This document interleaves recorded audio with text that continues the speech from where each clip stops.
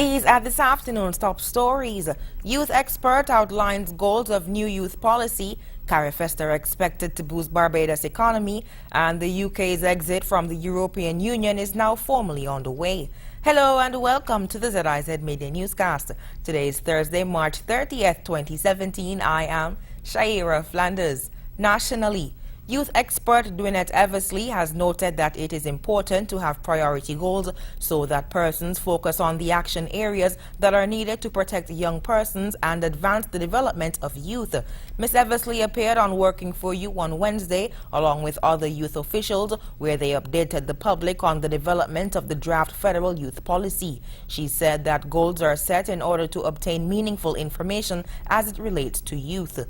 We want to know how young people, their state and their well-being and the impacts of development imperatives and initiatives in the areas of education, primarily in the area of economic participation, and it means how people participate in the economy, what opportunities and access are available. So employment, employability, entrepreneurship, equal opportunities, all of that is economic participation. She also spoke about the importance of health and well-being. And when we introduce the concept of well-being, you know why it is? Because we say health is not only measured by physical health, but by mental health and emotional health. Yes. And now, very recently, Mr. Williams, you will remember that we celebrated International or World Happiness Day? That's correct. And now the experts are telling us we know whether countries are going well, or whether policies, happiest countries and so on. Yeah. Or whether policies are relevant based on how happy people are. Public safety and security are also among the priority goals which form part of the federal youth policy and to which the youth expert deemed as important. Ms. Eversley stated that all Caribbean countries, including St. Kitts and Nevis, have to provide a regime of security where people feel valued. Premier of Nevis, Honorable Vance Amory, has expressed his dissatisfaction over the violent actions on the weekend that resulted in the death of Randall Chapman.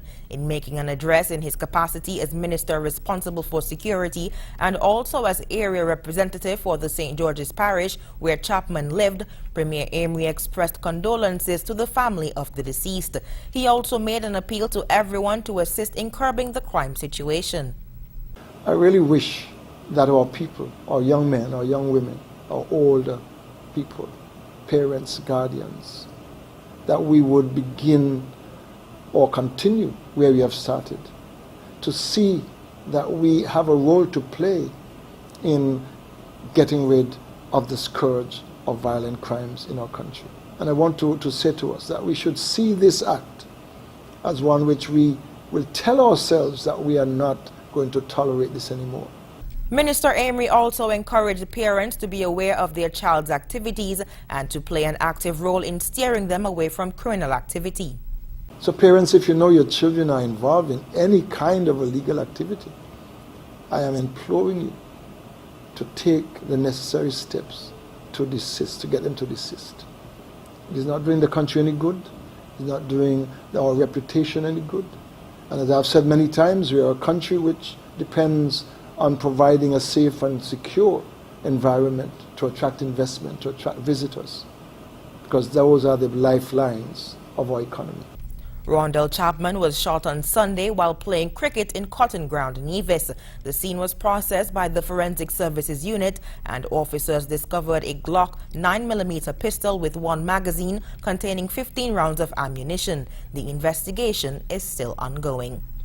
Political advisor with responsibility for the Caribbean at the Commonwealth Secretariat, Dr. Tresan Kramer, has praised Nevis's Ministry of Social Development for its efforts in mobilizing the region in the implementation of the United Nations Agenda 2030 Sustainable Developmental Goals, or SDGs. Her applause came at the end of the two-day sub-regional forum for women on the Sustainable Development Goals held recently at the Mount Nevis Hotel. She said, quote, "We commend that effort because it was an effort to mobilize the region towards building the capacity of government institutions, raising awareness and developing a plan as to how the region could approach gender disparity and issues around women and gender that could enable acceleration of the Sustainable Development Goals in the region.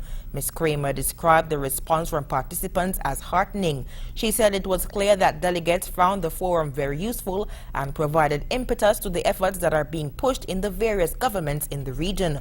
The forum was supported by governments from across the region and representation from the Commonwealth Secretariat, the Organization of American States or OAS, and the United Nations Development Program or UNDP.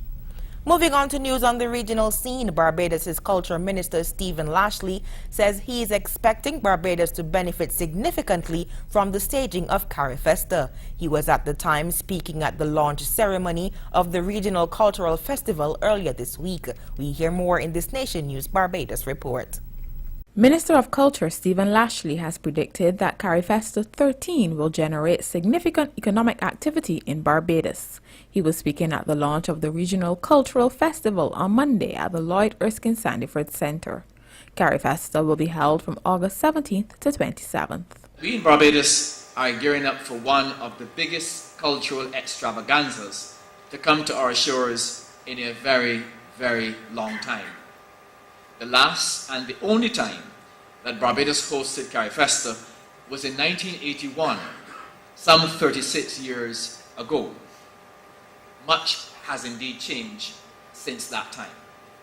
Owing to the model followed then, Carifesta would have cost Barbados approximately $25 million. Today, we are looking at it spending $6 million. This is indeed a worthwhile investment, particularly when one considers the benefits to be accrued. For example, Carifesta 13 is expected to generate much economic activity on our island, when the expected 300 plus artists and artisans come to Barbados along with their friends and relatives to take part in the festival. From hotels to transport to restaurants, to technical providers, and the list can go on and on. All of these will benefit from the activity associated with this event, not to mention, of course, the event producers. This is why we are celebrating the artistic fringe of the festival for those private and community producers of events. The St. Lucia Social Development Fund, or SSDF, wants to ensure that projects under the Basic Needs Trust Fund, or BNTF, are carried out in an effective and timely fashion. The fund recently held an evaluation and monitoring training seminar for facilitators of the Caribbean Development Bank, or CDB. We hear more in this HTS St. Lucia report. The St. Lucia Social Development Fund's 3-day training and evaluation workshop in March sought to build capacity. It targeted stakeholders and Caribbean Development Bank implementers under the Basic Needs Trust Fund. Monitoring is essential in determining whether the goals and objectives of the SSDF are met. With beneficiaries, we have representatives from various ministries, social equity and justice, finance and what have you. And the purpose is to make sure that we build in the capacity so that people, when we have projects, that we understand how to implement them, and we can monitor to ensure that we are meeting the standards that have been set. Because whether you're in a project environment or not, monitoring and evaluation is a critical aspect of ensuring that you achieve your goals and objectives of whatever program that you're undergoing. The Basic Needs Trust Fund is committed to reducing poverty in targeted communities and supports interventions in 10 participating countries with financing from the Unified Special Development Fund of the CDB and participating governments. According to SSDF Executive Director Alison Matre, the workshop will also ensure that BNTF programs are executed effectively in St. Lucia. Monitoring evaluation is a big part of the project environment. So invariably, as you do your ongoing training, it is something that you must. The other thing is when you look at the projects as you develop projects, it really serves as a good guide for how to implement these projects effectively And it is for that reason that it was identified as an area that we should perhaps build a capacity of our workers. Equally, we've included the stakeholders, like the beneficiaries and consultants and stuff. So all of us have a clear idea of what the expectations are in terms of monitoring evaluation for these projects. Matra says the workshop is intended to help the fund stay on schedule and meet deadlines. Especially under the Basic Needs Trust Fund, the monies that have to be spent on these projects, on this program, you only have a certain window in which to do it. So it means the projects have to be implemented within a specific time frame. And one of the best ways for ensuring that happens is we have specific timelines that must be followed. And once these timelines are followed, and quality, we're measuring for quality also, quality of reporting, quality of work on the ground. Once these are maintained, then naturally we will have successful programs. The expectation at the end of the seminar is that CDB implementers become more equipped with the skills needed to carry out the mandates of the SSDF and BNTF. Coming out of the meeting, a set standard will be agreed upon and replicated in BNTF projects. Joachim Duplessis, HDS News Force. And now we move to news on the international scene. The United Kingdom's exit from the European Union is now formally underway. Written confirmation of the intention to leave the Union has been given to the European Union starting the 2-year Brexit process, but the decision continues to divide the nation. Al Jazeera's Barnaby Phillips reports from Westminster. She'll be remembered as the Prime Minister who took Britain out of Europe. Her reputation will depend on how she handles the divorce. But on the day she began the process, her message to the continent was one of reconciliation. Our vote to leave the EU was no rejection of the values that we share as fellow Europeans. As a European country, we will continue to play our part in promoting and supporting those values during the negotiations and once they are done. We will continue to be reliable partners, willing allies and close friends. The Prime Minister says it's an historic day. All of Britain's politicians can agree on that. But whereas for some it's a day of hope, for others it's one of bitter disappointment. It's a blow to Europe. It's a much bigger blow to Britain, and as a patriot, I want what's best for my country. I want us to stay in the EU, so I'm in no mood to give up. We're now in a totally new situation where Scotland has many, many friends across the continent of Europe.